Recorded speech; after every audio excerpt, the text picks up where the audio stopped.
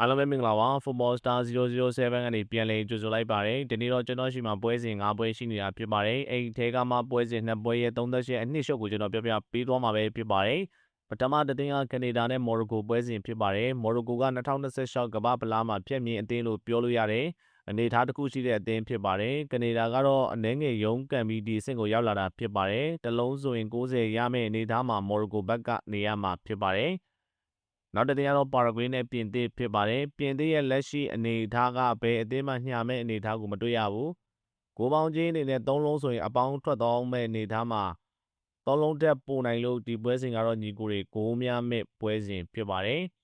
အဓိကပွဲစဉ်2ပွဲကတော့ပါရာဂွေးပြင်သစ်သွင်းကိုများပါမယ်ကနေဒါမော်ရိုကိုပွဲစဉ်ကတော့မော်ရိုကိုရွေးချယ်ရမှာဖြစ်ပါတယ်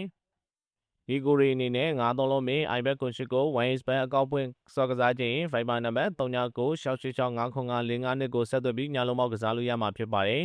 ။အခုပုံမှာဖော်ပြထားတဲ့ပွဲစဉ်လေးတွေကတော့ကျွန်တော်ရွေးချယ်ထားတဲ့ပွဲစဉ်လေးတွေဖြစ်ပါတယ်။သွင်းကိုအရေးအတွက်ပေါက်ကြီးအနေထားကိုတိုက်ဆိုင်စစ်ဆေးပြီးကျွန်တော်ခံမှန်းထားတဲ့ပွဲစဉ်လေးတွေဖြစ်ပါတယ်။ကြိုက်တူရရွေးကစားမှာညီကိုရီအနေနဲ့မောင်းကတ်တပွဲကောင်းပွဲစဉ်တွေလိုချင်ရင်တော့ Football Star 007လို့ Telegram မှာရိုက်ချပြီးလာရောက်ယူလို့ရမှာဖြစ်ပါတယ်။